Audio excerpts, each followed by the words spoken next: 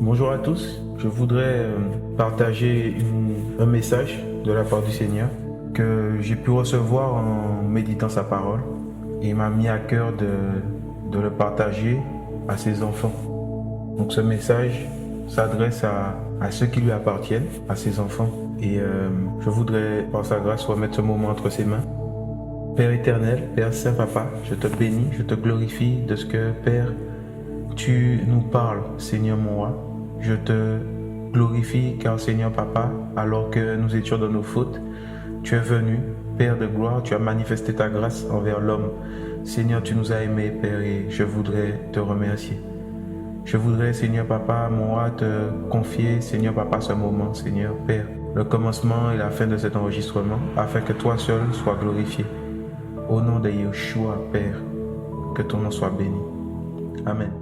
Alors, je voudrais, frères et sœurs, je voudrais vous partager ce message que j'ai eu à cœur hier soir concernant l'église ou l'assemblée apostate, parce que nous savons qu'il y a une seule église et c'est celle du Seigneur.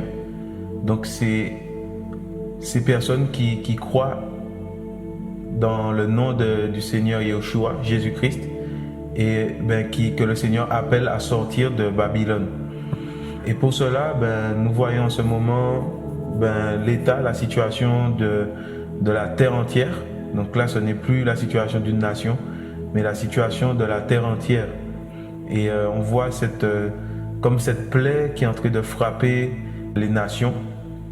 Donc le Covid-19, ce virus qui est en train de semer la panique dans le monde entier, à travers lequel le Seigneur aussi permet que nous soyons confinés pour effectivement nous ramener aux choses primaires, aux choses essentielles et nous rappeler que nous avons été créés par lui, rappeler à l'humanité les choses essentielles, parce qu'effectivement le cours de la vie nous empêche de voir l'amour du Seigneur pour nous, pour les êtres humains.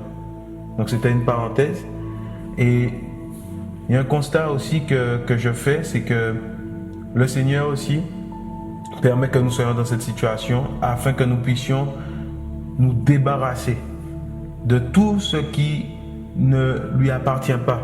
Cette situation est comme un désert dans lequel le Seigneur nous ramène pour nous faire voir l'état de nos cœurs, pour qu'on puisse se tourner vers lui, parce qu'effectivement, d'habitude, on est nourri par toutes sortes de choses. Nous sommes nourris par, je parle principalement des chrétiens, nous sommes nourris par le fait d'aller à l'assemblée pour certains, pour le fait de se réunir, d'aller entre guillemets à l'église, parce que nous savons que l'église, ce sont ceux qui appartiennent au Seigneur réellement. Même si quelqu'un ne va pas à l'assemblée, même si quelqu'un ne se rend pas dans un lieu de culte, parce que c'est le Seigneur qui conduit toutes choses, s'il n'est pas conduit à y aller, il reste quand même un enfant du Seigneur, donc un enfant du royaume. Donc il a quand même sa place dans le royaume du Seigneur. Donc maintenant, cette situation, la situation dans laquelle se trouve le monde en ce moment, nous est profitable dans le sens où le Seigneur nous fait revenir dans l'intimité, dans le secret. Et effectivement, le Seigneur nous a laissé les deux plus grands commandements qui sont: tu aimeras ton Seigneur, ton Elohim, ou ton Dieu pour ceux qui n'ont pas encore la version restaurée des choses. Mais on sait que celui qu'on appelle Dieu était appelé Elohim et que notre foi est basée sur justement le peuple des Hébreux qui appelait justement le Créateur Elohim. Donc, cette situation est profitable pour les enfants d'Elohim car elle nous fait revenir au premier commandement qui est: tu aimeras ton Elohim de tout ton cœur, de toute ton âme, de toutes tes pensées et de toutes tes forces. Et le deuxième commandement: tu aimeras ton prochain comme toi-même, bien sûr. Et c'est vrai que dans le cœur des enfants d'Elohim, beaucoup de choses s'étaient installées. Beaucoup de choses. Et le cœur des enfants d'Elohim s'était détourné de ses plus grands commandements. Et voilà pourquoi aujourd'hui, le Seigneur aussi permet cette situation afin que nous puissions revenir aux choses qui sont essentielles. Revenir, je dirais même à l'essentiel, c'est-à-dire l'amour de Dieu, c'est-à-dire la vérité. Cette parole que le Seigneur veut déposer dans nos cœurs à travers la méditation, à travers les moments de prière, c'est la relation intime qu'il veut restaurer dans nos cœurs, dans notre foyer, parce que c'est là où commence toute chose, aussi pour nous emmener vers le ciel, parce que c'est ça le but final. Et c'est vrai que beaucoup d'enfants du Seigneur ont été inculqués ou instruits d'une manière à ce que, voilà, nous étions amenés à aller tous les dimanches dans une assemblée, nous étions amenés à aller, à fréquenter nos réunions de prière, toutes ces choses. Et il ne faut pas oublier que tous ces lieux-là, ce sont des endroits où l'ennemi, justement, peut nous faire boire des choses qui ne sont pas du Seigneur, réellement. Je m'explique. Je ne dis pas qu'aller à l'assemblée, c'est un péché. Je ne dis pas que, en fait, ce n'est pas la pensée d'Élohim, de notre Seigneur, Yahushua, Jésus-Christ, que nous nous rassemblions. Mais effectivement, dans ces rassemblements, il ne faut pas oublier aussi qu'il y a beaucoup de personnes, il y a beaucoup de choses que nous pouvons entendre. Et ça peut nous éloigner de la vision du Seigneur pour notre vie. Ça peut nous éloigner de la mission du Seigneur, ça peut nous éloigner même du salut. Et c'est là où je voudrais parler, par la grâce du Seigneur, c'est ce message que je voulais libérer, c'est qu'il y a beaucoup d'assemblées qui sont remplies de chrétiens, remplies de personnes qui se disent croire au Seigneur. Il y a des personnes à la tête de ces assemblées qui donnent des messages mais qui sont corrompus, des messages qui ne viennent pas du Seigneur. Et des fois, ce sont des personnes qui ont été réellement appelées du Seigneur. Donc, elles ont été appelées et le Seigneur leur a donné un message. Et quel est ce message? C'est l'évangile. Dans sa pureté, dans sa vérité, la saine doctrine. C'est la prédication de l'évangile qui vient pour libérer les cœurs. Libérer de quoi? Libérer de ce monde, libérer de l'ennemi, libérer les cœurs de tout ce qui nous entoure. Tout ce qui est charnel. Et cette prédication de l'évangile est censée ramener les enfants du Seigneur au ciel. Voilà le but de la prédication de l'évangile. Voilà le but du partage des frères et sœurs. Mais aujourd'hui, nous voyons que beaucoup de systèmes ecclésiastiques, donc d'assemblées, se sont mis en place pour construire de gros bâtiments dans lesquels ils font rentrer, soi-disant, les brebis du Seigneur pour l'enlèvement, pour être formés, pour entendre la parole du Seigneur. Et ce sont de gros bâtiments construits avec plusieurs milliers d'euros, des fois des millions, et des fois même des milliards. Parce que ces personnes veulent accueillir, ces dirigeants d'église, veulent accueillir la majorité, une pluralité de chrétiens. En gros, si on comprend leur vision des choses, il faudrait réunir la planète entière dans leur bâtiment, tous les chrétiens de la planète, afin de les préparer à l'enlèvement. Or, mais nous voyons dans la parole que ce n'est pas la vision du Seigneur. La vision du Seigneur, c'est quoi, selon la parole? Nous allons prendre la parole. Nous allons prendre, tout d'abord, pour commencer, nous allons prendre Apocalypse. Apocalypse 3, au verset, et je vous invite à le prendre avec moi, pour que nous puissions vérifier les Écritures, chose qui ne se fait pas. Aujourd'hui, on entend des personnes prêcher la parole et on dit Amen, beaucoup disent Amen, mais c'est dur de voir ça. Quand je regarde aujourd'hui, je regarde les cultes sur YouTube, des cultes en direct, tout ça, je vois des milliers de personnes assises dans des salles et qui disent Amen à tout ce qu'on dit, alors que des fausses doctrines sont dites et des messages qui sont édulcorés, tronqués, qui ramènent les enfants du Seigneur. Bien sûr que ça ne les ramène pas à la vérité, mais ça les ramène à se perdre. Et je voudrais juste prendre Apocalypse 3 à partir du verset 14. Donc effectivement, on parle de Laodicée, qui est l'assemblée apostate, ou église sur certaines versions. Moi j'aime bien la version que j'ai, c'est la BYM, la Bible de Yahushua Mashiach, où ils ont changé ce mot église, parce que effectivement l'église, nous savons que ce sont tous ces cœurs, ces âmes qui ont reçu Yahushua et que le Seigneur connaît, même s'ils ne sont pas vus dans une assemblée, effectivement. Donc là, on nous parle de Laodicée, l'assemblée apostate. Donc au nom de Yahushua, je lis la parole au verset 14, Apocalypse 3, verset 14, il dit « Écris aussi à l'ange de l'assemblée de Laodicée, voici ce que dit l'Amen, le témoin fidèle et véritable, le commencement de la création d'Élohim. Je connais tes œuvres. Je sais que tu es ni froid ni bouillant. Puisses-tu être ou froid ou bouillant. Ainsi, parce que tu es tiède et que tu es ni froid ni bouillant, je te vomirai de ma bouche. Parce que tu dis, je suis riche, abondant en ressources matérielles, et je n'ai besoin de rien, mais tu ne sais pas que tu es malheureux, misérable, pauvre, aveugle et nu. Je te conseille d'acheter de moi de l'or éprouvé par le feu, afin que tu deviennes riche, et des vêtements blancs, afin que tu sois vêtu, et que la honte de ta nudité ne paraisse pas, et un collier pour oindre tes yeux, afin que tu vois. Moi je reprends et châtie tout ce que j'aime, aie donc du zèle et repens-toi. Nous voyons en ce moment que la parole du Seigneur est en train de s'accomplir sous nos yeux. Les trompettes qui sont annoncées dans l'Apocalypse, nous voyons aujourd'hui le fruit de ces avertissements du Seigneur. Et ça passe effectivement par le coronavirus, ça passe par tout ce qui se passe, les feux partout, ce dérèglement climatique, toutes ces choses. Et aujourd'hui, nous avons une preuve tangible que le Seigneur revient à travers ce coronavirus. C'est-à-dire qu'il est encore plus proche que ce qu'on le pense. On a beaucoup répété ces choses. C'est comme un slogan. Jésus-Christ revient, Jésus-Christ revient. Je voudrais nous rappeler que le Seigneur est à la porte. Et voilà pourquoi il interpelle ces assemblées. Et je voudrais qu'on puisse parler sur ces assemblées de chrétiens. Et je sais qu'il y en a qui appartiennent au Seigneur. Et voilà pourquoi il nous pousse à crier, à parler, à ce que ces personnes qui l'ont reçu dans leur cœur puissent recevoir, entendre ces paroles et sortir, mes amis, de ces systèmes. Sortir de ces assemblées, parce qu'aujourd'hui, les gens sont voilés. Aujourd'hui, les chrétiens de nom et les chrétiens véritables, beaucoup sont voilés parce qu'ils entendent des paroles qui ne viennent pas du Seigneur. Et ils boivent ces eaux amères.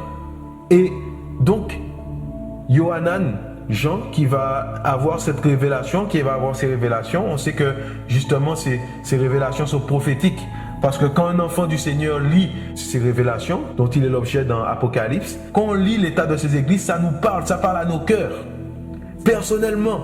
Donc il disait justement à cette église de Laodicée, cette église apostate, le Seigneur disait, je connais tes œuvres, je sais que tu es ni froid ni bouillant. Puisses-tu être froid ou bouillant? En fait, fais un choix.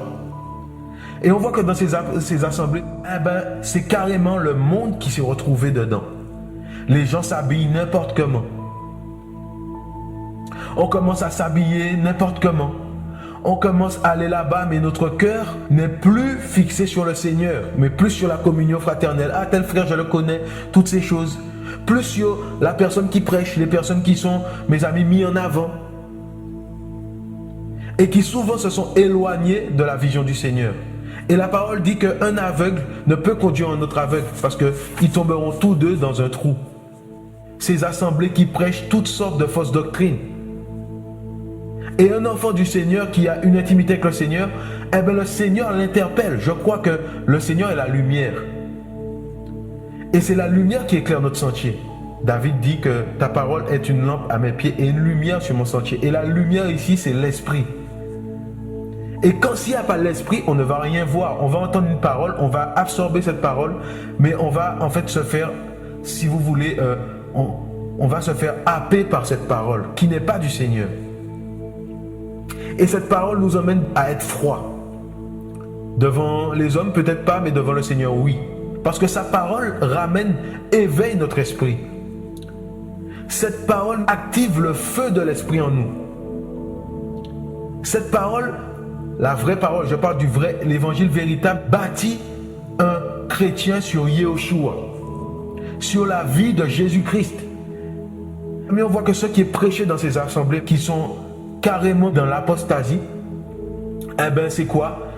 On nous parle de donner la dîme, vous êtes béni. On nous parle des richesses. Oui, tu dois être la tête et non la queue. Tu dois être riche. Mes amis, on nous parle que oui, il faut, pour servir, oui, il faut que tu fasses partie du ministère. Toutes ces choses-là. Et on forme les gens au ministère. Quel ministère? Quel ministère? Le m'as-tu vu? Toutes ces choses sont prônées dans ces assemblées. On voit des personnes qui s'habillent à moitié nues. Eh bien, il n'y a plus de différence entre le monde et l'Église, les chrétiens véritables, ceux qui représentent le Seigneur sur la terre. La vraie lumière. Il dit, puisque tu dis au verset 17, je suis riche, abondant en ressources matérielles, et je n'ai besoin de rien, mais tu ne sais pas que tu es malheureux, misérable, pauvre, aveugle et nu. Donc cette assemblée qui se pensait dans la volonté du Seigneur, qui avait tout ce qu'il pouvait avoir. Aujourd'hui, on peut associer cette assemblée à des grandes assemblées bien faites, avec carrément des podiums, avec des estrades, des personnes qui ont de beaux costumes, qui ont un costume différent tous les dimanches, des personnes qui sont limite maquillées pour passer devant la chair, avec un bel écran derrière. Je ne dis pas que c'est un péché, mais comprenez le langage, comprenez l'image que nous donne le Seigneur à travers cette parole prophétique. Je suis riche, abondant en ressources matérielles et j'ai besoin de rien. Et on va voir que ces chrétiens vantent ces assemblées. Viens dans mon assemblée, tu vas voir, c'est beau, c'est joli, les sièges en cuir, oh là là, c'est joli, viens dans mon assemblée. Mais devant le Seigneur, ces assemblées-là sont mortes. Ces assemblées-là sont froides. Bien qu'il y ait beaucoup de personnes, bien qu'il y ait une foule, bien que les gens soient bien habillés, qu'il y ait beaucoup d'argent qui tourne dans ces assemblées, que les gens puissent donner leur dîme, toutes ces choses. Mais on voit que le Seigneur dit, je te conseille d'acheter de moi de l'or éprouvé par le feu afin que tu deviennes riche et des vêtements blancs. Donc on voit que dans toutes ces richesses, dans toutes ces voluptés, ces personnes, ces assemblées, ces dirigeants d'assemblée deviennent amis avec Mammon. C'est le Dieu de l'argent, le Dieu de la beauté, le Dieu des voluptés, qui n'est pas notre Seigneur Yeshua HaMashiach, Jésus-Christ. Souvenons-nous quand des personnes étaient venues lui proposer la monnaie de César, ce que le Seigneur Yeshua a dit. Yeshua a dit, rendez à César ce qui est à César et à Elohim ce qui est à Elohim. Ou à Dieu ce qui est à Dieu pour ceux qui ont une autre version. C'est le temps de faire le tri dans nos vies. C'est le message que j'ai dans mon cœur à partager aux enfants du Seigneur. C'est le temps de délaisser, abandonner tout ce qui ne plaît pas à notre Père, tout ce qui nous empêche de rencontrer le Seigneur. Car on voit que quand le Seigneur vient rencontrer le peuple d'Israël, quand le Seigneur a décidé de sortir le peuple d'Israël d'Égypte, il l'a ramené où? Dans le désert. Le désert, c'est fait pour quoi? C'est fait pour abandonner tout ce qui ne plaît pas au Seigneur. Toute cette vie mondaine, parce que l'Égypte aussi, on peut le représenter par le monde. Je pense que vous le savez. Toute cette vie qu'on avait dans l'Égypte, le Seigneur nous pousse à l'abandonner. Il nous dépouille de cette vie dans le désert. Et le Seigneur nous ramène dans le désert pour éprouver ce qu'il y avait dans notre cœur, comme le peuple d'Israël. Et mes amis, on voit que le peuple qu'aujourd'hui, que le Seigneur a sorti dans le désert est en train de revenir se forger des veaux d'or dans de grandes assemblées. Des fois, il y a du marbre dans les assemblées. Des choses qui sont périssables pour le Seigneur. Des choses qui vont passer, qui vont être détruites, selon Apocalypse 21. Où le Seigneur, mes amis, on dit que l'ancienne terre et l'ancien ciel et la mer sortiront de devant le Seigneur. Et la nouvelle terre et le nouveau cieux descendront de devant le trône du Seigneur. Voilà, mes amis, notre espérance. Voilà là où le Seigneur veut nous ramener. Voilà là où le Seigneur veut nous amener. Voilà la finalité des choses. Ne retournons pas à notre vomi. Ce que nous avons vomi, l'Égypte que nous avons vomi, ne retournons pas dans cette Égypte. 1 Timothée 4 à partir du verset 1. 1 Timothée 4 à partir du verset 1.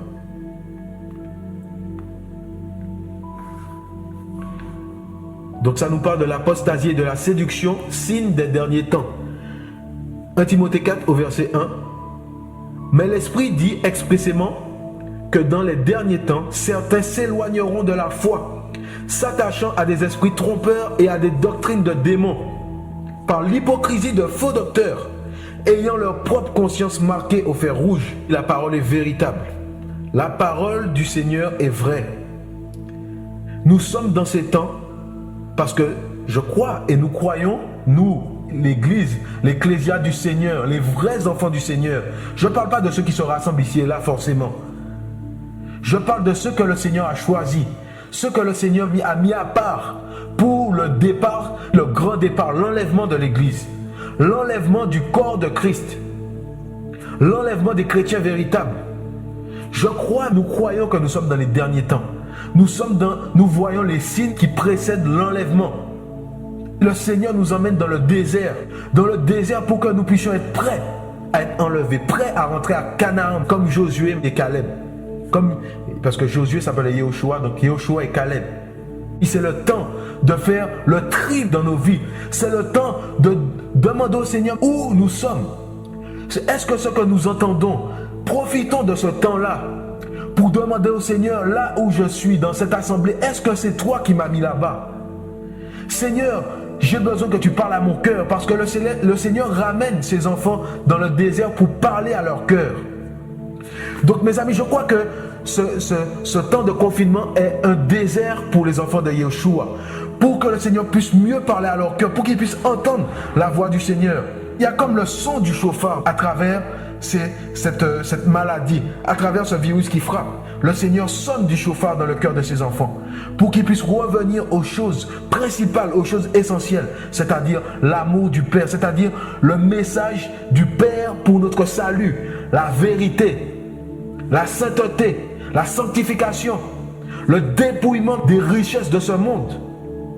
Souvenez-vous de ce chef d'entre les pharisiens qui était venu demander au Seigneur que faut-il faire pour voir le royaume des cieux. C'est dans Marc. On va le prendre dans Marc 10 à partir du verset 17. Le jeune homme riche, il dit: et en sortant sur la route, un homme accourut et se mit à genoux devant lui et lui fit cette demande: bon docteur, que dois-je faire pour hériter la vie éternelle? Et Yeshua lui dit: pourquoi m'appelles-tu bon? Nul n'est bon qu'un seul, Elohim. Tu connais les commandements. Donc Yeshua va dire à cet homme: tu connais les commandements. Ne commets pas d'adultère, n'assassine pas, ne vole pas, ne dis pas de faux témoignages, ne fais aucun tort à personne, honore ton père et ta mère. Et répondant, il lui dit: docteur, j'ai gardé toutes ces choses dès ma jeunesse. Mais Yeshua l'ayant regardé l'aima. Et lui dit: il te manque une chose, va et vends tout ce que tu as et donne-le aux pauvres et tu auras un trésor dans le ciel. Et viens et suis-moi en te chargeant de la croix. Mais affligé de cette parole, il s'en alla tout triste parce qu'il avait de nombreuses propriétés. Aujourd'hui, beaucoup de pasteurs, beaucoup de dirigeants d'église sont en train de former les chrétiens sur comment devenir riche. Laisse-moi te dire, mon ami, mon frère, ma soeur, toi qui écoutes, ça, ce n'est pas un message qui vient du Père.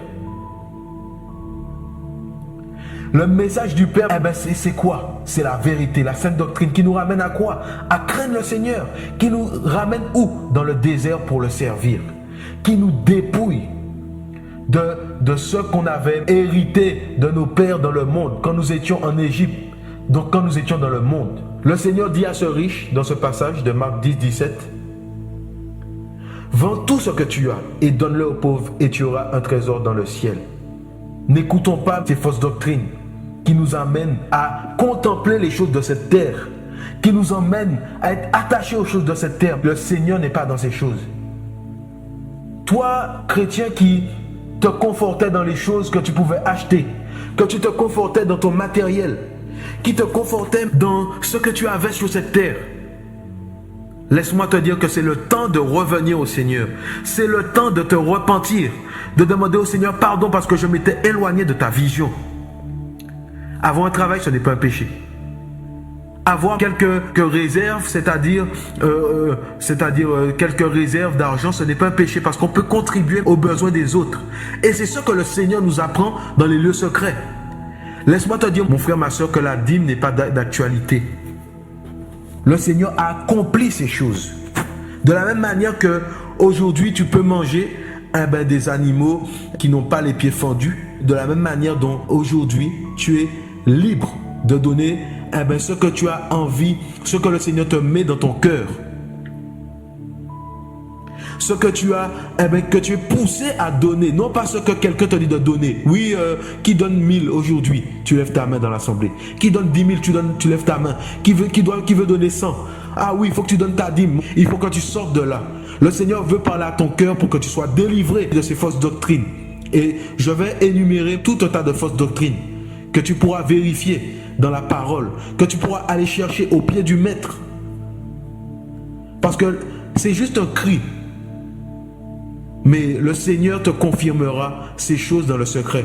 Où sont ces chrétiens qui vérifient les choses dans les Écritures? Quand ils écoutent une prédication, qui vont dans les Écritures, qui vont au pied du Seigneur, demander Seigneur, qu'est-ce que tu en penses de ça? Ces chrétiens qui sont dans le désert pour entendre la voix du maître, leur dire ça c'est pas de moi. Même ton pasteur, ce qu'il dit, ce n'est pas de moi. Aujourd'hui, nous sommes, mes amis, une génération où nous prenons ce qu'on nous a donné. On a entendu un message et on le prend, oui, je le prends comme venant du Seigneur. Mais si ce n'est pas ce que Yeshua t'a dit, si ce n'est pas ce que Yeshua, mes amis, si ce n'est pas l'évangile du maître, si ce n'est pas la vérité, mes amis, ça ne te sert à rien. Parce que ce message risque de t'éloigner de ton Père et t'envoyer directement en enfer. Voilà pourquoi le Seigneur permet que nous parlions de ces choses. Afin, mes amis, que ces enfants soient délivrés. Afin que ces enfants soient éclairés et qu'ils n'aient pas honte, qu'ils n'aient pas peur d'aller au pied du Seigneur. Parce que tes dimanches passés à l'assemblée, ce n'est pas ce qui te fera aller au ciel. Parce que l'enfer existe aussi. Il n'y a pas de purgatoire. C'est le temps. C'est le temps de sortir de l'apostasie. Parce que nous sommes dans un temps d'apostasie, un temps de sommeil spirituel, comme dans Matthieu 25. Où les vierges s'étaient endormies. Nous sommes dans un temps où nous allons entendre toutes sortes de choses. Nous sommes dans un temps où le caractère de l'homme est révélé. Nous sommes dans un temps où les gens ont l'apparence de la piété mais sont éloignés du Seigneur. Voilà pourquoi nous ne devons pas nous confier dans l'être humain. Nous ne devons pas nous confier dans un pasteur, dans un dirigeant d'assemblée, dans un ancien. On doit se confier dans le Seigneur. On doit chercher qui il est vraiment. On doit apprendre à entendre sa voix. Même si un frère et une soeur nous partagent quelque chose, nous devons être à ses pieds. Seigneur, est-ce que c'est toi? Est-ce que c'est toi qui as voulu me parler? Le Seigneur nous emmène dans le désert pour que nous ayons cette sensibilité. Le Seigneur nous ramène à ses pieds. C'est un temps où le Seigneur veut que nous soyons plus à ses pieds, plus dans nos foyers, qu'on voit ce qui ne va pas avec lui, qu'on puisse se repentir, reconnaître l'état de nos cœurs, qu'il puisse nous purifier pour le départ. Il y aura un temps où personne ne pourra se rassembler. Et c'est là où je vois que la vision de ces personnes qui ont construit des méga-churches ne vient pas de notre Seigneur. Le Seigneur nous dit de sortir de Babylone. Cette vision est erronée. Pourquoi? Nous voyons que dans ces derniers temps où le Seigneur est en train de juger les nations, et il faut comprendre aussi que le Seigneur juge aussi d'abord les gens de sa maison. Pourquoi? Pour les ramener à la repentance. Le Seigneur est en train, mes amis, de frapper. L'épée est sortie de son fourreau. Cette épée qui est la parole de notre Seigneur de gloire. Cette épée, mes amis, qui vient juger, mes amis, l'intention de nos cœurs.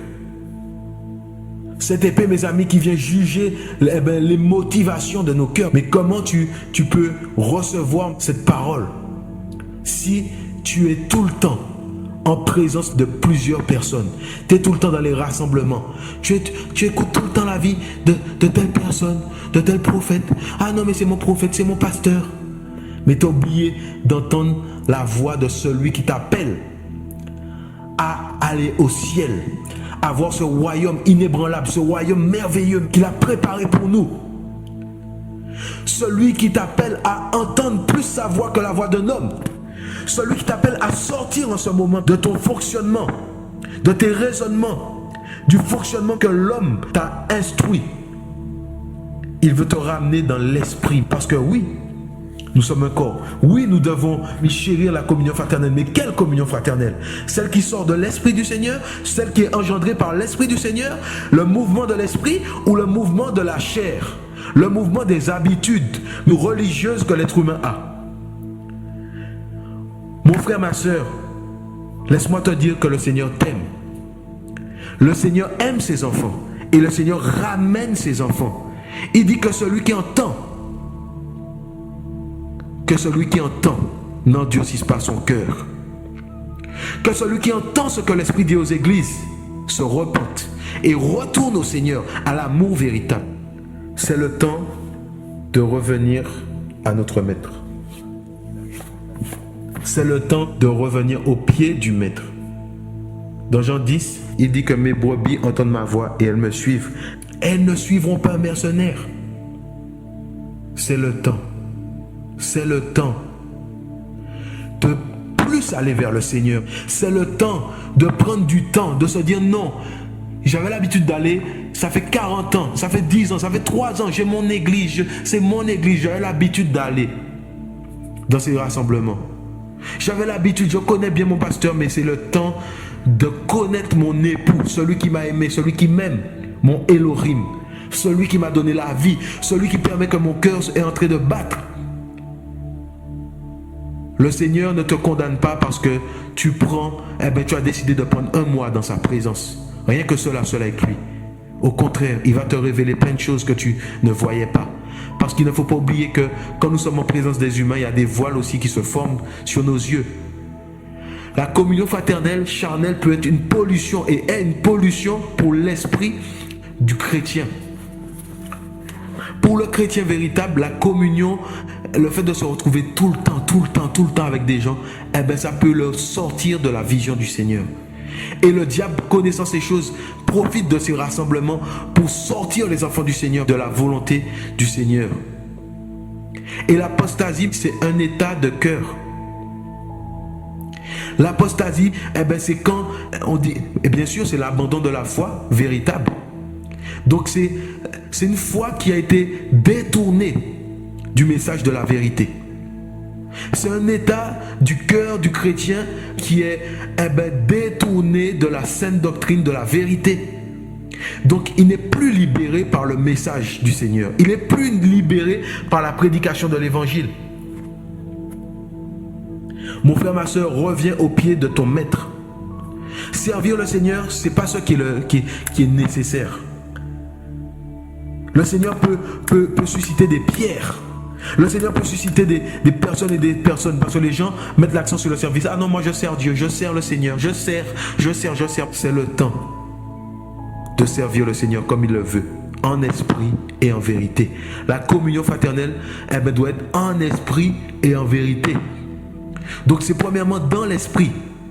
C'est premièrement en ayant une relation avec le Seigneur qu'on fait partie du corps du Mashiach, de Yahushua, de Jésus-Christ. Revenons au Seigneur. Abandonnons ces richesses que nous avons. Quand je parle des richesses, comprenez mon langage. De toutes les choses auxquelles nous sommes attachés. Parce que notre vraie richesse, c'est de voir Yahushua un jour. Mais nous avons été voilés par des fausses doctrines. Nous avons été voilés par un message édulcoré. De plus en plus, beaucoup de faux pasteurs se lèvent sur YouTube. Beaucoup de faux enfants du Seigneur nous prêchent des messages qui n'ont rien à voir avec l'évangile véritable. Yahushua, Jésus-Christ dit à Marthe, qui faisait toutes sortes de choses pour le servir. Une seule chose est nécessaire et Marie, Myriam, a choisi la bonne part, c'est d'être à mes pieds. Choisissons la bonne part. Revenons à notre Père qui nous a aimés. Jésus, Yahushua, Hamashiach. Je vais juste, pour terminer, lire un passage dans Yirméia et citer aussi toutes les fausses doctrines qui sont prônées dans les assemblées. Et les vrais enfants du Seigneur se reconnaîtront. Ils vont entendre cette vérité. Et ils vont sortir par la grâce de notre Père parce que le Seigneur nous appelle à sortir. Et la sortie ici, c'est la délivrance. La sortie ici, c'est le fait de connaître la vérité. Parce qu'il dit, dans Jean 8, 32, vous connaîtrez la vérité et la vérité vous rendra libre. La sortie, c'est la liberté. La sortie, c'est les verts pâturages, la nourriture que Yeshua, notre Jésus, notre Elohim, notre Père de gloire, celui qui nous a aimés, nous donne afin que nous puissions être prêts pour être enlevés, parce que cette nourriture nous bâtit. Voilà pourquoi il va dire à l'église de Laodicée, dans Apocalypse 3 à partir du verset 14, « Je te conseille d'acheter de l'or éprouvé par le feu. » Et cet or-là s'achète auprès de Yeshua. Cet or-là s'achète sans argent. Cet or-là est gratuit et c'est l'épreuve de notre foi. C'est l'épreuve de notre foi. C'est les souffrances du Mashiach que nous partageons pour faire un avec lui. La connaissance véritable, précise et correcte de notre Mashiach, de notre amour, de notre Yeshua, Jésus-Christ de Nazareth. Le fondement de nos vies.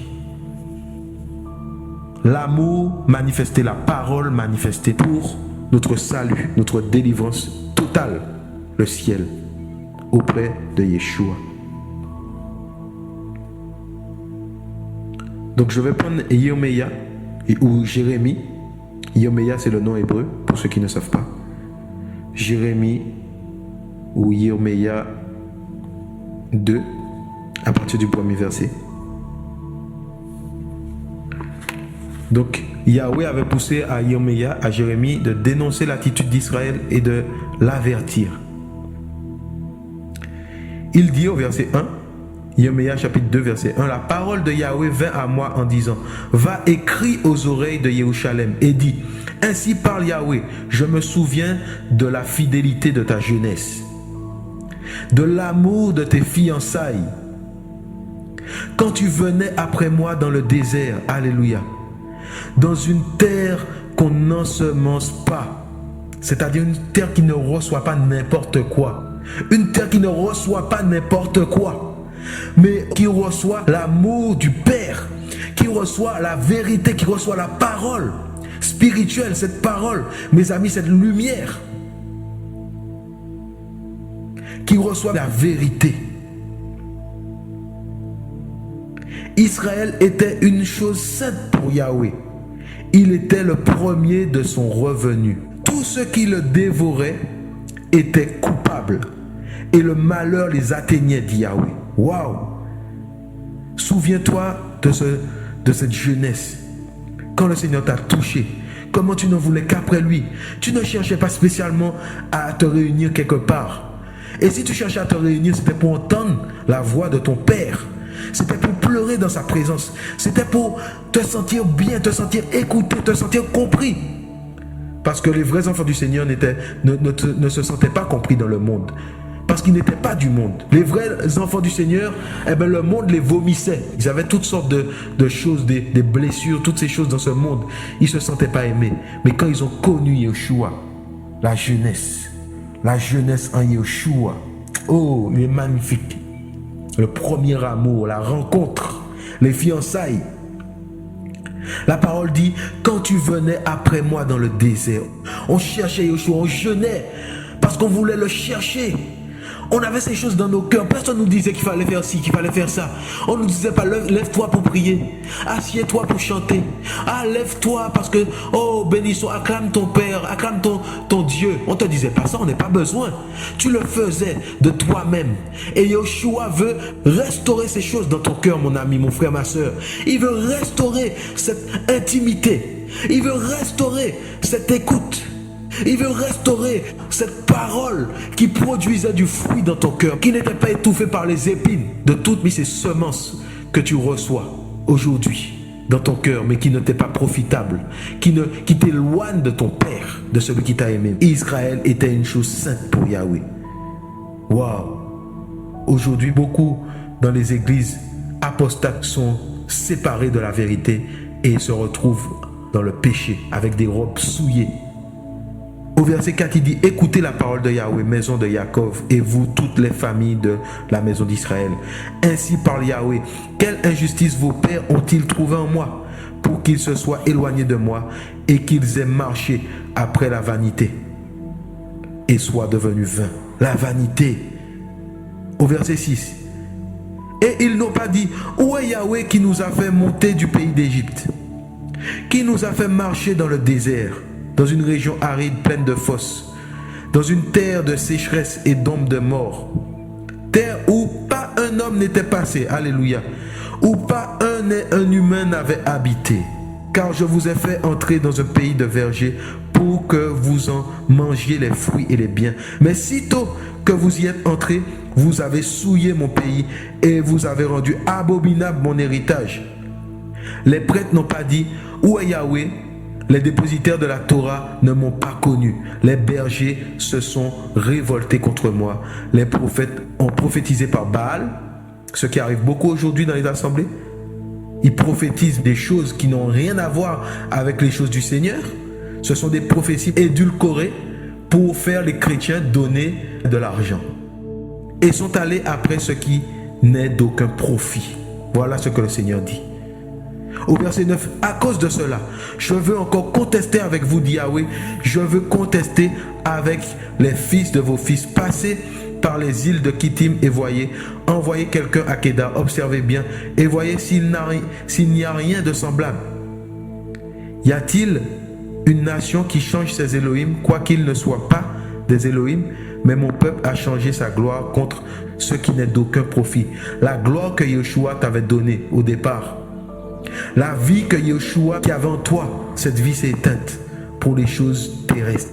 Aujourd'hui, des hommes, des dirigeants qui créent, qui font construire de grosses méga-churches, de grosses églises et qui disent aux gens de payer un tribut, mes amis, pour que leur nom apparaisse sur l'effigie de l'église. Cette vision n'est pas celle du Seigneur. Sortez de là. Sortez de là. Au verset 12, il dit, cieux, soyez étonnés de cela, frissonnez et soyez extrêmement asséchés, dit Yahweh. Car mon peuple a commis doublement le mal. Ils m'ont abandonné, moi, la source d'eau vive, pour se creuser des citernes crevassées qui ne peuvent pas retenir l'eau. Israël est-il un esclave ou un esclave né dans la maison? C'est une question que le Seigneur pose. Pourquoi donc est-il mis au pillage? Le peuple du Seigneur aujourd'hui est au pillage. Le peuple du Seigneur est réduit à l'esclavage des rudiments de ce monde. Et le Seigneur veut éclairer son peuple afin qu'il marche dans sa lumière, dans sa volonté, dans la vision du ciel, dans l'évangile véritable, qu'il soit enraciné en lui. Au verset 15, les lionceaux rougissent, poussent leurs cris contre lui et ils mettent son pays en ruine. Ses villes sont brûlées, de sorte que personne n'y habite. Même les fils de Noph et Tachpanès te casseront le sommet de la tête. Cela ne t'arrive-t-il pas parce que tu as abandonné Yahweh, ton Elohim, à l'époque où il te conduisait par le chemin? Beaucoup ne sont plus sur le chemin du Seigneur. Beaucoup ne sont plus sur le chemin qui mène au ciel. Il n'y en a qu'un seul. Le monde nous dit que tous les chemins mènent à Rome, mais avec le Seigneur, c'est pas pareil. Il y a un seul chemin qui mène à la vie, c'est la foi en Yeshua Mashiach, Jésus-Christ. Et cette foi, ce n'est pas un évangile tronqué, c'est la vérité, ce chemin. Il a dit, je suis le chemin, la vérité et la vie. Nul ne vient au Père que par moi. Si tu t'es éloigné de la vérité, si tu t'es éloigné de la vie véritable, si tu t'es éloigné de la croix, parce que c'est le chemin de la croix, c'est l'abandon, le désert, l'abandon de tes richesses, l'abandon de ces choses que tu aimais dans ce monde. Yeshua va te sortir de ces choses. Parce que c'est dans le désert qu'on rencontre Yeshua. C'est après le désert qu'on arrive à Canaan. On va continuer la lecture. Il y a beaucoup de choses à dire. Il dit au verset 18, et maintenant, pourquoi prendrais-tu le chemin de l'Égypte pour boire l'eau de Shikor? Et on sait que Shikor, ça veut dire eau boueuse. Une eau qui n'est pas l'eau vive que le Seigneur nous donne à ses pieds. Cette eau qu'on reçoit au pied du Seigneur. L'eau de Shikor, ce n'est pas cette eau. C'est une eau boueuse. Shikor, mes amis, signifie sombre, noir, boueux. C'était certainement un petit fleuve qui se jetait dans le fleuve du Nil.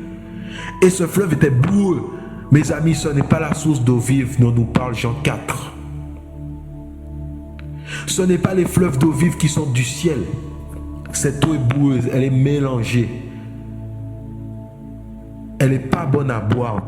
Pourquoi prendrais-tu le chemin de la Syrie pour boire l'eau du fleuve? Ta méchanceté te châtiera et ton apostasie te jugera.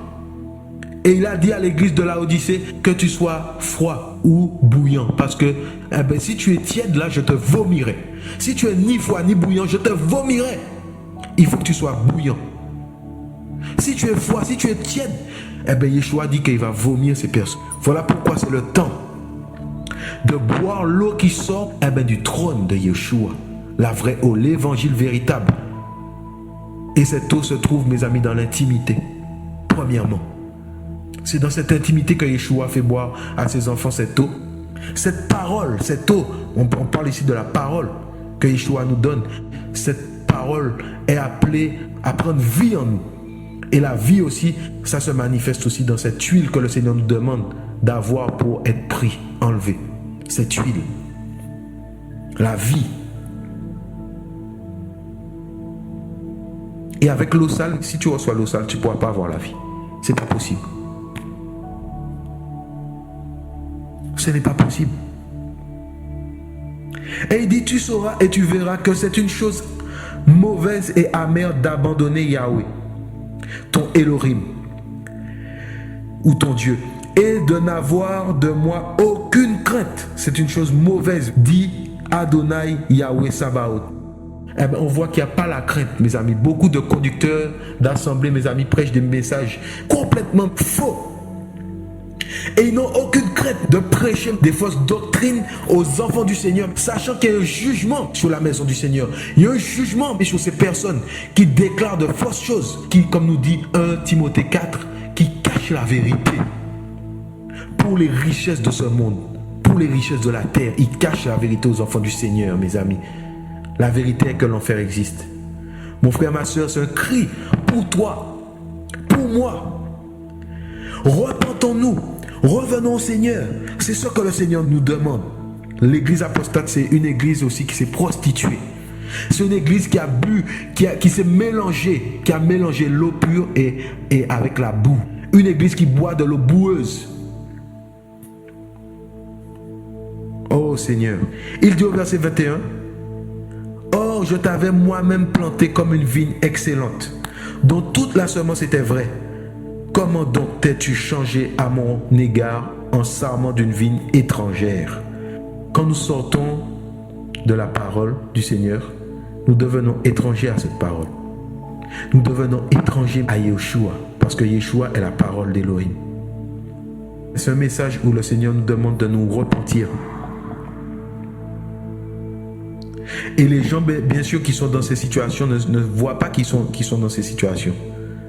Dernièrement, j'ai eu un songe, j'ai vu des personnes que je connaissais, qui se disent chrétiennes, qui sont évangéliques baptistes. Je les voyais en train d'écouter dans le songe, je les ai vus, en train d'écouter des messages de l'église catholique. En fait, je les voyais près d'une église catholique, près d'une messe. Et ils étaient à l'extérieur, mais ils écoutaient ce message. Et pourtant, eux, ils se disent, non, je suis chrétien, je suis évangélique, je ne suis pas catholique. Mais on voit que c'est le même message qui leur est prêché dans l'esprit, spirituellement, parce que le Seigneur ne nous a pas, en fait, donné de religion. La religion est aussi une fausse doctrine. La religiosité, la religion, le fait d'appartenir à une assemblée, d'être membre, d'avoir une carte de membre, toutes ces choses, ce sont des fausses doctrines, des faux enseignements. Nous sommes membres du royaume du Père, du Seigneur Yeshua. Nous sommes membres du corps du Christ. Voilà la vérité. Nous ne sommes pas membres d'une dénomination. Parce que c'est le même esprit, mes amis, qui vient égarer les chrétiens, qui met les gens dans des dénominations. Donc j'ai compris à travers ce songe que le même esprit qui gère le catholicisme, certainement c'est lui qui gère aussi les évangéliques baptistes, évangélistes de la mission du 7e feu, témoins de Jéhovah. C'est cet esprit-là qui est derrière les religions en fait. Il sort le chrétien de la vision véritable de l'évangile, qui est d'appartenir au Seigneur Yeshua. Et non pas une religion. D'appartenir à la parole qui nous a engendrés, selon Jean 1, verset 12. Voilà l'évangile. Nous sommes nés d'une parole. Et je crois que le Seigneur veut, de par ces temps, faire comprendre ces choses à ses enfants. Qu'ils sont nés d'une même parole. Et on voit que les dénominations viennent nous diviser, viennent nous sortir de l'évangile, de la vision véritable du Seigneur. Et le Seigneur veut nous restaurer. Il veut qu'un chrétien, dans l'esprit, puisse reconnaître un autre chrétien. Voilà, même dans la rue. Même quand il passe quelque part, wow, ça c'est mon fils. Voilà, et bien l'esprit témoigne de ses enfants. Voilà la vraie communion fraternelle, mes amis. Et on se retrouve à parler avec des frères et sœurs, même si on les connaissait pas. Mais on se rend compte qu'on a le même papa. Ça n'a rien à voir avec, oh non, moi je suis évangéliste du 7e jour. Ah non, ah oui, mais t'es de quelle église? Non, moi je suis du ciel. Je suis enfant d'Élohim, engendré par la parole de mon Père qui est la vérité, qui est le chemin et la vie. Le Seigneur appelle ses enfants à la repentance pour revenir à l'évangile véritable. Revenir à l'amour véritable qui est Yeshua. C'est dans Yirméia 3, Jérémie 3, verset 1. Le Seigneur dit, on dit, si un homme renvoie sa femme et qu'elle le quitte pour devenir la femme d'un autre, cet homme retournera-t-il encore vers elle? Le pays même n'en serait-il pas souillé? Souillé. Or toi, tu t'es prostitué à plusieurs amoureux. Toutefois, reviens à moi, la repentance, de revenir au Seigneur. Il restaure nos âmes. Et restaurer, c'est revenir. Il nous fait revenir à lui. Reviens à moi, dit Yahweh, au verset 2. Lève tes yeux vers les lieux élevés et regarde. Où n'as-tu pas été violé?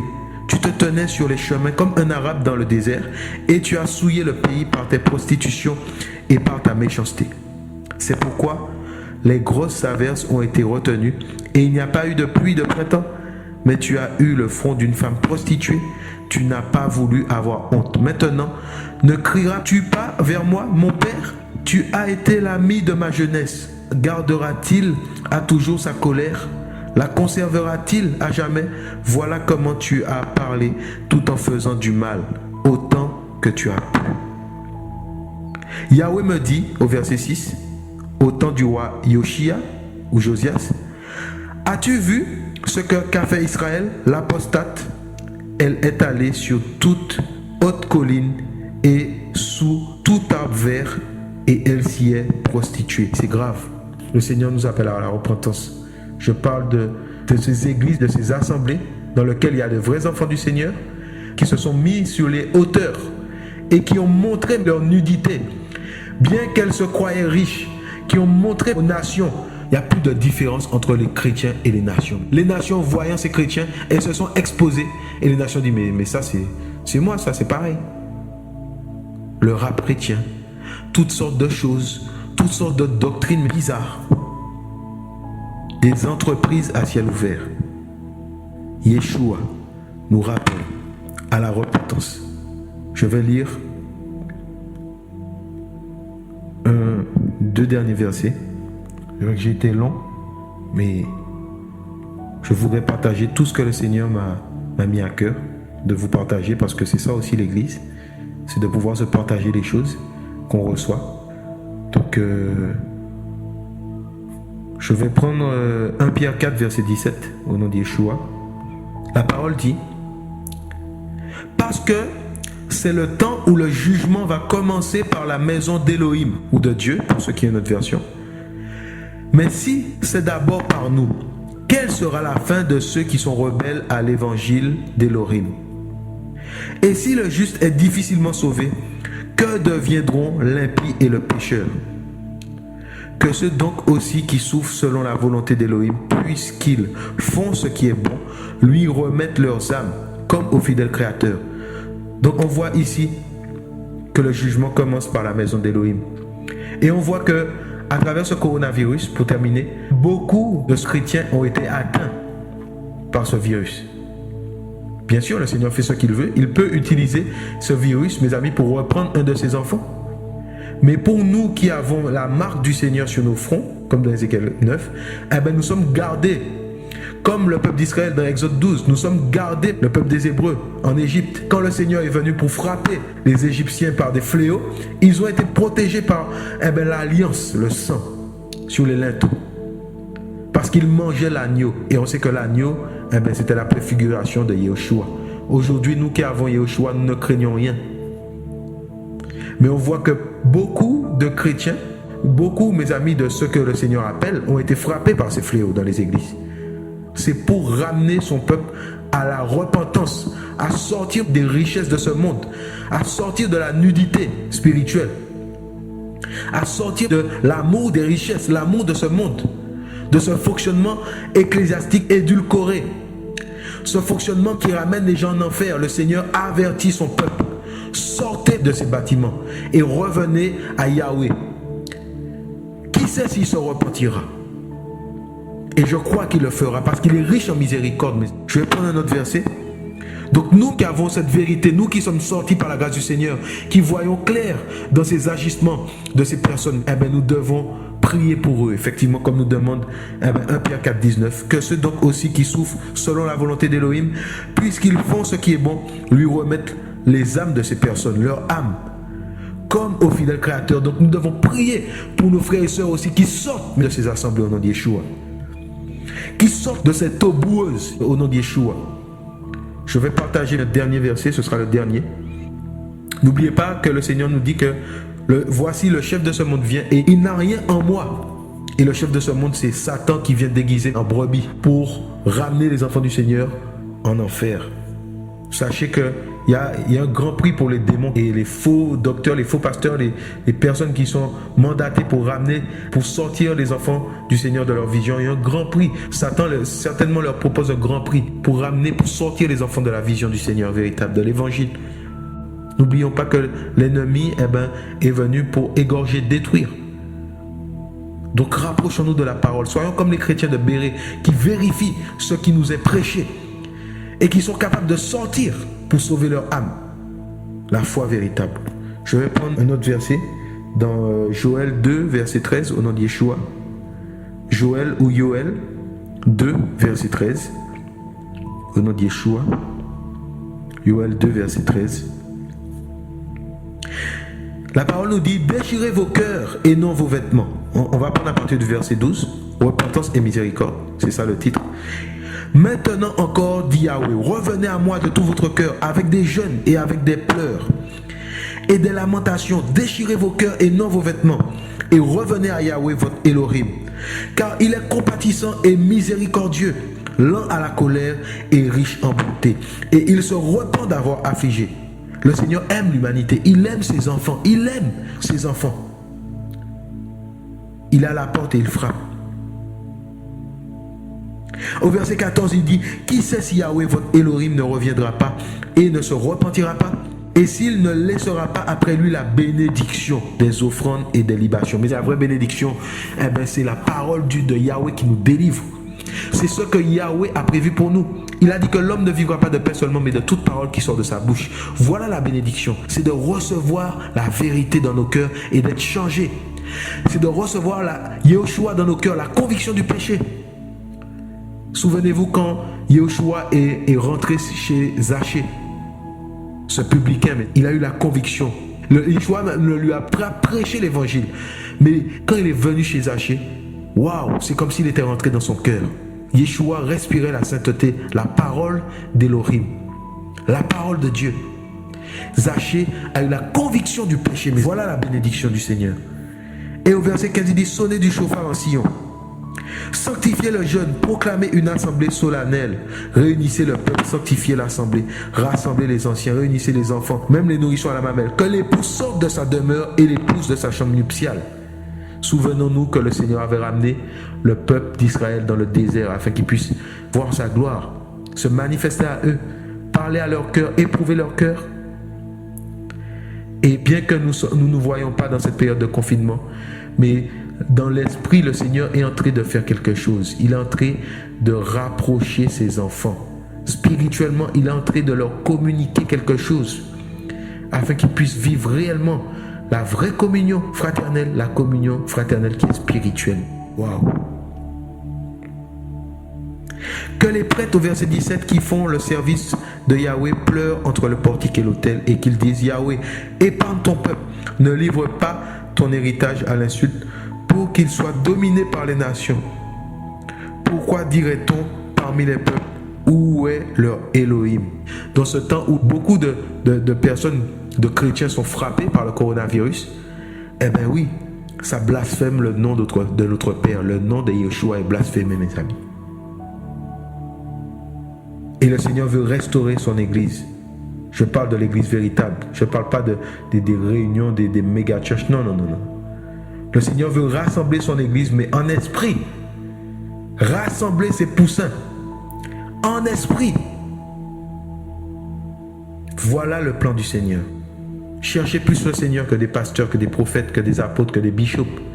Et le Seigneur lui-même va vous parler, va vous dire quoi regarder, quoi faire, comme il a fait pour beaucoup de ses enfants, comme il le fait encore pour ses enfants qui acceptent la solitude, pour ses enfants qui acceptent aussi de se retrouver dans sa présence. Et je voudrais, pour tous ceux qui écoutent, pour tous les chrétiens, ceux qui ont reçu le Seigneur dans leur cœur et qui ont reçu ce message d'aujourd'hui, ce message envers les chrétiens de l'église apostate, de l'assemblée apostate, de l'apostasie, mes amis, que nous vivons. Je voudrais vous inviter à aussi comparer les Écritures, à télécharger aussi une Bible qui est très bien expliquée, que j'aime beaucoup. Et il y a beaucoup de choses qui est donné. Donc on explique aussi d'où viennent les fausses doctrines et à quel moment elles sont arrivées.